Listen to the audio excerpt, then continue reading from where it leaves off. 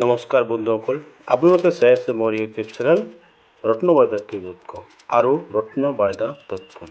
মোৰ দুটা চেনেল আছে। এই দুটা চেনেলৰ এটা আপোনালোক দেখাইছোঁ এই 22 তাৰিখ 9 মাৰ্চ 2023 চনৰ বৰজন বিলত বৰ্তমান হাতীৰ জাক আছে আৰু তেওঁলোকৰ 2 বছৰীয়া এটা সন্তানক এটা খালত মানে দঙত পৰি মৃত্যুবৰণ হৈছে। ইতিমধ্যে চৰকাৰে এই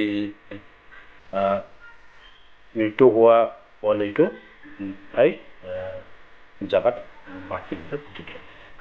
কিন্তু তথাপিও এই হাতীৰ জাকটো চাৰিওফালে ঘূৰি আছে বজাৰত এনেকুৱা আৰু এইফালে পাৰা এনেকৈ ঘূৰি ঘূৰি যোৱা পাছলি মানে ৰাতি এইটো হত্যাৰ আগত 3জন মানুহে খাদ্য তাৰে আমাৰ কৃষ্ণ বনপতি ধৰ্মৰ দ্বাৰা এই 3জনক ঘৰটো ভাঙি বন্ধ কৰি ধান খায় আৰু হাজিৰাম ৰাভাৰ দুটাকৈ গাহৰি মাৰি দিয়ে। তেওঁলোকৰ এই ডেলিভাৰীত কি পাব? তেওঁলোকৰ একো তাত আহাৰ নাপায়। এই মানুহৰ ঘৰে ঘৰে আহাৰটো ঘৰ ভাঙি গ্ৰহণ কৰি। সেয়েহে আপোনালোকক মই এইটো কাৰ ঘৰ ভাঙাছে এই ঘৰ ভাঙা দৃশ্যটো দেখুৱাইছোঁ।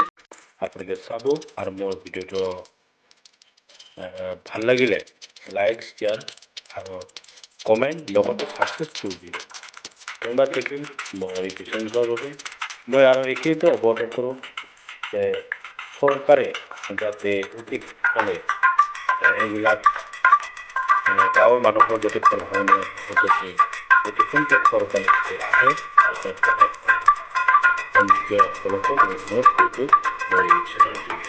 তেওঁলোকে বহুত ধন্যবাদ থাকিল যিবিলাক কিন্তু যাতে তেওঁলোকক